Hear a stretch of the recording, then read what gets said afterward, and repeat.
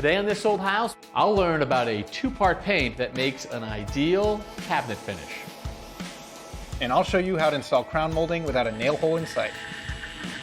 And I'll share my design plan that provides curb appeal and color throughout the seasons. Oh, so looks amazing.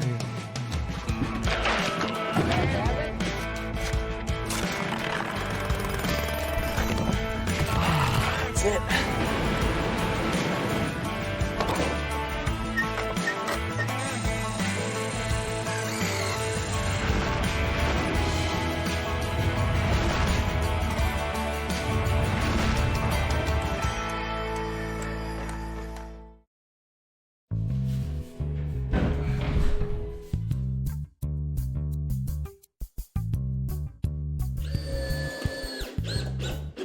Hey there, I'm Kevin O'Connor, and welcome back to This Old House here in Glen Ridge, New Jersey, where, believe it or not, we've got just 1 week before we wrap this project up.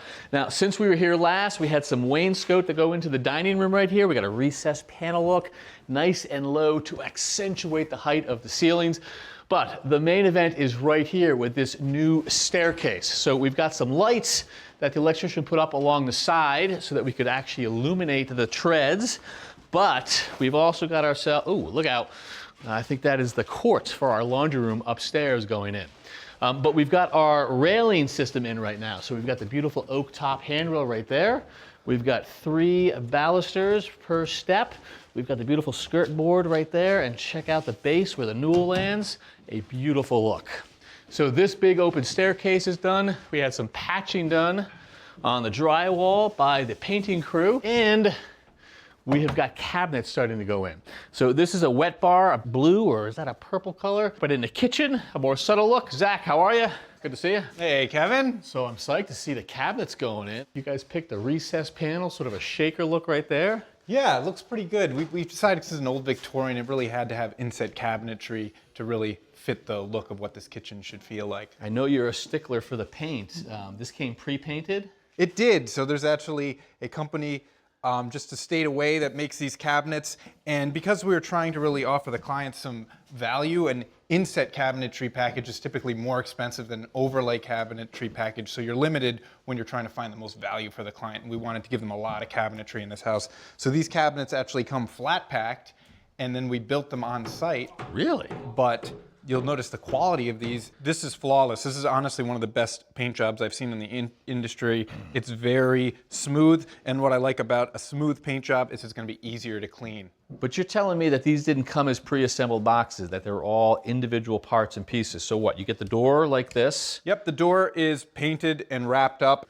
This face frame here came assembled, this panel's assembled, this is assembled, and our drawer boxes are all glued and assembled. This is actually a tray pull-out, but you know, it's all dovetailed and then solid maple. So that's a pretty nice drawer package right there. Looks like you've got the recesses for your hardware, so that doesn't come attached. You guys installed, I take it? Yep, and this hardware is very high quality, and same hardware you would see in any high-end cabinetry package, and it's got, of course, soft closing functions as well. Oh, let's check that out. Okay, so once that hardware is installed, oh yeah, there you go. So what do you think, homeowner friendly in terms of the assembly and then installation, or no? I would say if you have some solid DIY skills, you could probably do a short run of cabinetry, maybe a bar or a built-in. But if you're trying to do a whole house and you integrate the custom details like we have here, it's definitely a professional-only job. Gotcha. So in terms of savings, what do you think you end up saving by choosing this option? Obviously, it depends on your labor cost, but for us, it was at least a 25% savings going with this. That's really nice. All right, well, I know later today you and I are going to be taking the crown and actually installing it on the top right there, but you've got a project with Mr. Silva. Yeah, I'm going to get to that. And I've got an appointment upstairs, so we'll regroup. All right, see you in a bit. Thanks, Zach.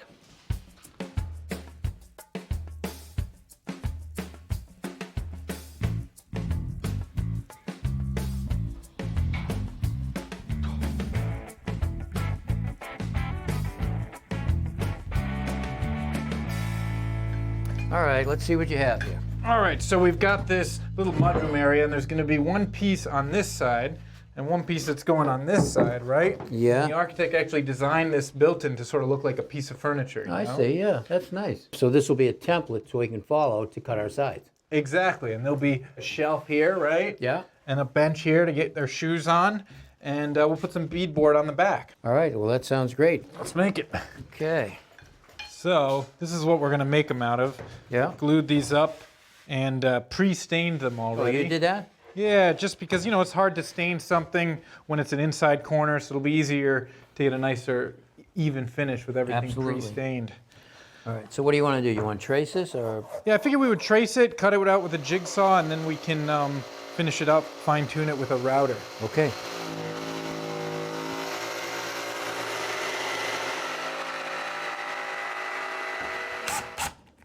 All right, we now screwed our template to the side of the bench.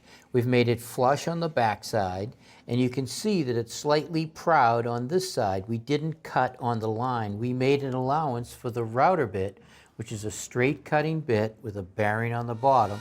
The bearing will follow the template, and the cutter will cut the wood flush with the template.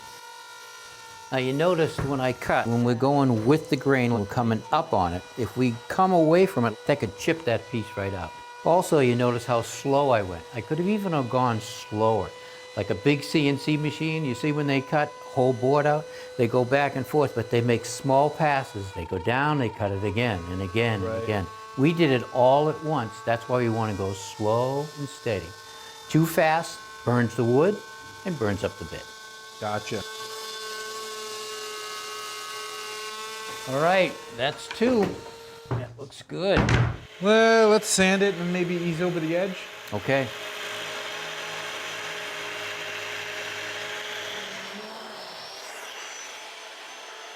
All right, so we have our finished edge all sanded. Now we're just going to ease over this outside edge right here, which will be the inside of the rack, with a 1/4 round bit right here and a bearing. And we'll just run that across, and that will round it over, and then we'll just sand it up lightly.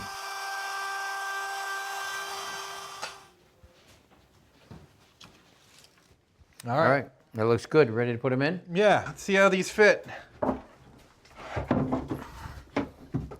Oh yeah, that looks good.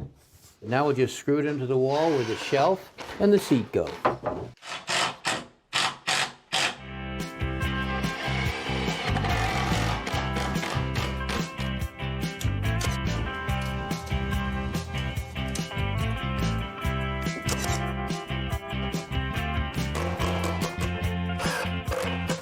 All right, we're ready to template for that seat. All right, I've got this little jig here we made, and I could just pop that in there. Okay, hold it nice tight to the wall. That goes left and right. This jig is really handy. Great for stair treads, shelving in the closet, anything where you have two parallels between something. That's actually the old floor joist from the framing. Oh, nice.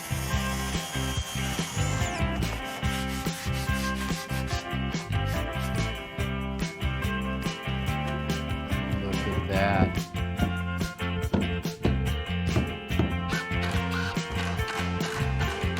All right, that looks good. Yeah. All right, let's get this beadboard on the back now. Okay.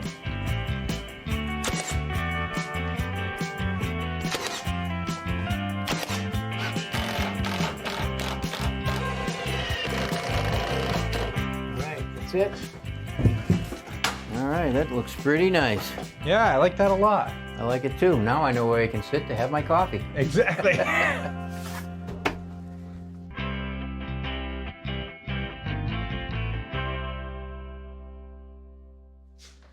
Hey, Lazarus, nice to meet you. How you doing? I hear you're the guy that has upped Zach's painting game. That's correct. He says you're the best of the best. Yeah, we try. All right, good. So what are we working on here? This is This vanity yeah, from the bathroom? The vanity for the primary bathroom.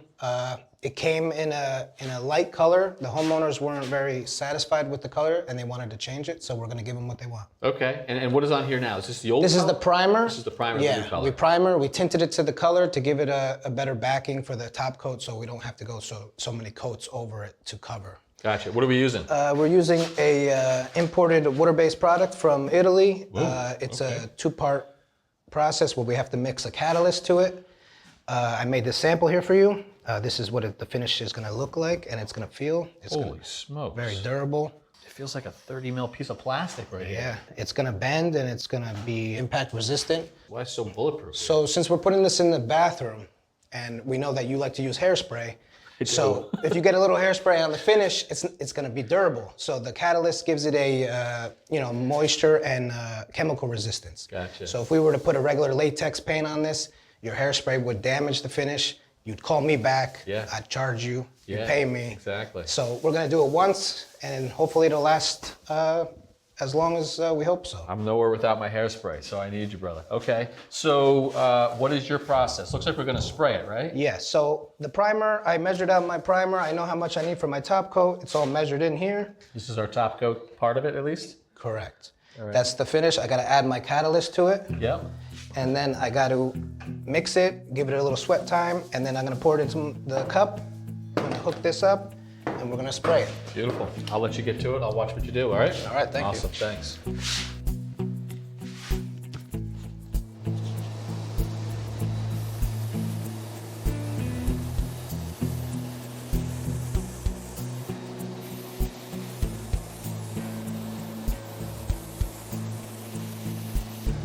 All right, we got the first coat on. Looks pretty good, huh? Yep, we're gonna let it set up. We're gonna do a wet on wet application, so within an hour, I'm gonna put another coat on this. So in the meantime, letting this set up, we're gonna go do the doors and spray those, and then go back to this, and then go back to the doors, and then Zach can come up here and install it. Beautiful. I appreciate it. Thanks, man. All right, thank you. Take care. Hi, Sunita. Hi, Shankar. Hey, Jen. How are you? Good. Well, didn't expect the 5 inches of snow, but Perfect timing. this is perfect timing to plan, absolutely. And then right when the ground thaws, you'll be ready to go. Perfect. So, I just wanted to talk about, you have so many great plants here.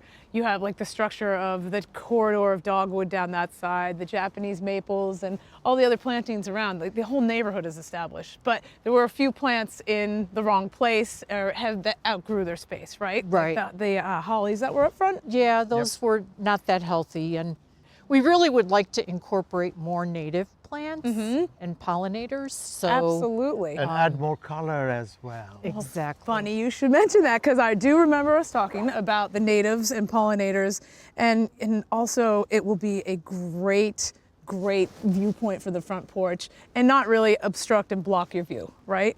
So here's what I was thinking. So have an arc come off of the house. It's centered on these steps right here, and this is what the overall view would be. And then in the spring, I have mostly perennials in here. So I was thinking bulbs go in. So that first sign of spring, you have daffodils, you could put tulips. Everything will be just starting to wake up. And as the tulips, daffodils have the show, then other perennials will start growing, like Right. columbine. Then you'll have the bee balm come in. So here it is in full bloom. This is like Oh, that June. looks great. Starting from June all the way into the fall, Love it's the gonna colors. have transitions of colors throughout each season. Okay, and so these two purple ones on the ends they're called butterfly bush, and that will attract butterflies. In the center, we have little limelight hydrangeas, just for a structure. These are gonna be shrubs that stay above the ground. Everything around it is gonna die back as a perennial. Your natives are the black-eyed Susan, you have coneflowers, and then Monarda, which is the bee balm. There's so many different varieties of things, and it's just fun to see it just evolve and grow and change Exactly. and flow. Absolutely. It would complement the surrounding plants, the Japanese maple, Yes. the dwarf one, and Yes. so forth. So when the snow melts, we could start digging, Sounds great. okay? Oh. So let's go inside and get warm and talk about it some more.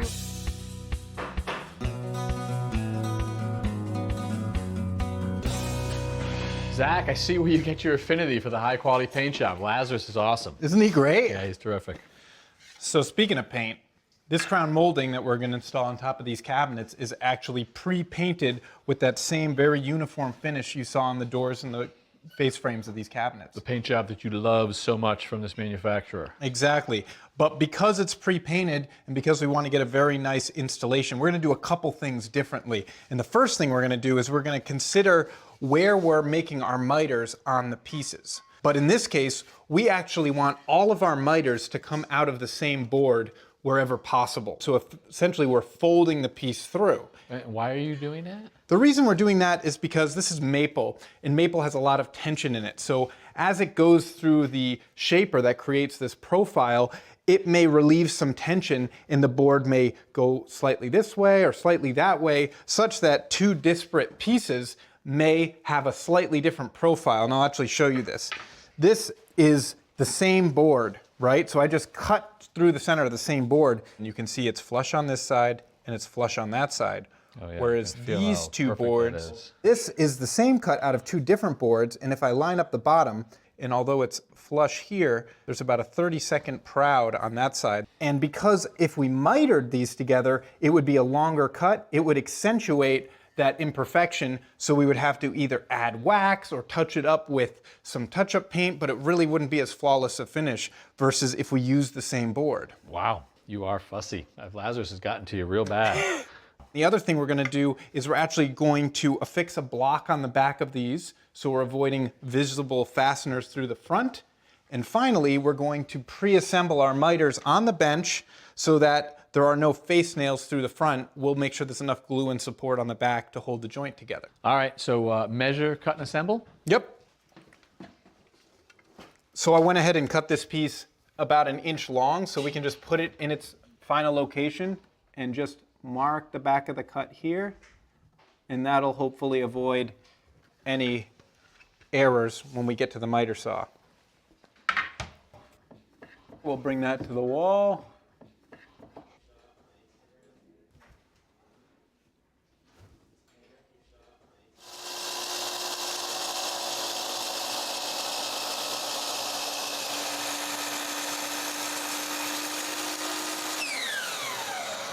Now we're ready to glue it up. So what we're going to do is we're going to take a standard wood glue and apply some here. And that's going to be the bond that really holds the pieces together long term. In the center, we're going to add a quick setting glue, which is a little bit more brittle, which is why we're not using it on the full joint, but it's going to set up much faster once we spray this activator on the back of the joint. And then we can use that to rotate it around and reinforce the back of the miter.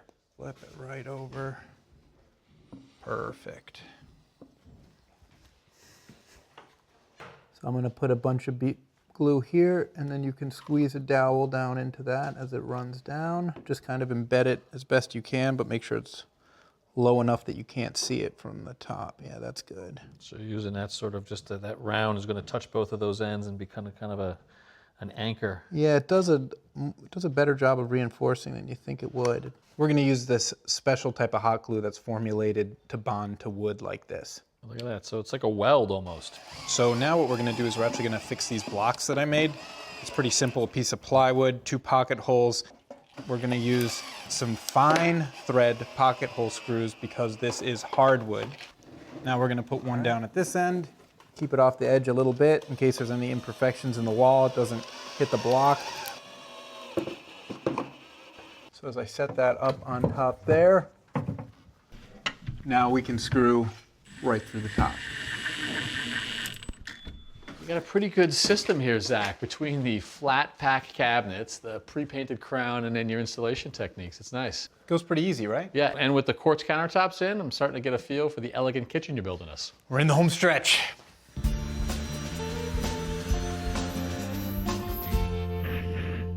One of the other finishing details that's going in is our lighting package. Within the last hour, the sconces have gone onto the wall, and we've got a beautiful chandelier here in the dining room area, so the table's going to be right there. And then, Matt, you're putting in the rest for us. We've got some lights that have got to go into the kitchen. I don't see any boxes for surface mount. I don't see any holes for recessed lights. Yeah, we're currently lining up the laser for the recessed lighting. So you knew we were doing recessed lighting. Yes. So you got a wire up there, right? We do, yes. That's good. All right. Yeah, so we left the wire up in the ceiling about halfway into the dining room space so that we have plenty of extra wire to reach up in there. So why not put the holes in when the drywall goes up? And why did you wait that you got to dig through this now? Well, so things always change. We want to make sure that the lights are going to end up exactly where we want them. Right. Here, as an example, we're going to have the row centered between the end of this peninsula and this pantry. Gotcha. And I guess we sort of knew where these were going to go, pretty close, but they could move an inch or so one way or the other. Yes. This means you are dead, and that's where you got to be. That's right. Awesome. Okay, so laser you put down, and then I presume recess going along this line in the ceiling all the way down? It will be, yes. And the wire's already up there. So what are we using for fixtures? We are going to use a wafer style light here. Oh yes, seen them before. We have a 6-inch, 4-inch, and a 3-inch fixture. And you can tell where they get their name, right? Thin as a wafer right there. Yes, here we'll be using the 4-inch. That's the popular one these days? It is. And you can see the best part about it being so thin is that if we run into any type of obstruction in the ceiling, whether it be a ceiling joist, plumbing, or HVAC, this will fit right up underneath it. So you really can not have to drill beforehand. You can go in anywhere in the ceiling, you're okay. That's correct. Very Yep. nice. All right, so LED technology, obviously. Yep. As you can see, we have 5 color settings for temperature. Which on the is back. awesome because sometimes homeowners know what they want and then they change their minds. Right. Oh, that's a little too blue, that's a little too yellow. So you can go back after the fact and go anywhere between those 5. Absolutely. That is tremendous. So are you ready to drill and install? We are. Let's do it. All right. Put the dot right in the center of your X. You have got it up on the ceiling. And we can use our hole saw to cut out our hole.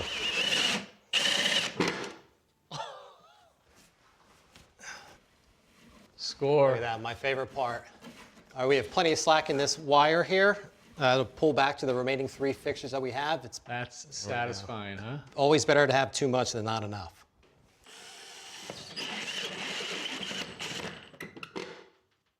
So the feed for our lights comes from this switch over here, and it ends all the way down there where we have all that slack out of the ceiling. We're going to begin by pulling the slack back to this first one, and then we'll work our way down. Got it. Okay. Oh yeah. There it goes.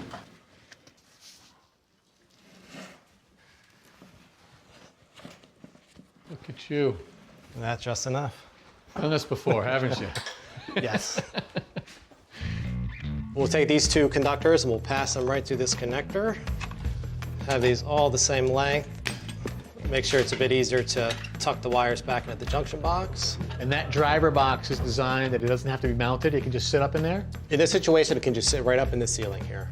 Plug this into our wiring harness, and these clips back, This is my favorite part. and there you go. Kitchen's gonna look awesome when it's lit up, Matt. will. Thank you.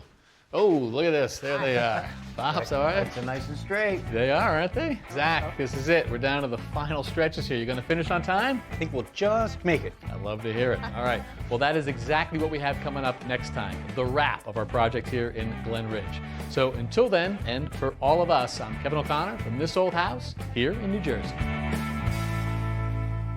Next time on This Old House, the first phase of demolition began 11 months ago on our 1887 Victorian in Glen Ridge, New Jersey, and soon led to the discovery of extensive damage that required rebuilding nearly all of the interior. The entire first floor is gone. Now, our Victorian is newly renovated for improved efficiencies and comfort, with ample room for multi-generational living. Next time, we hand the keys back to our homeowners.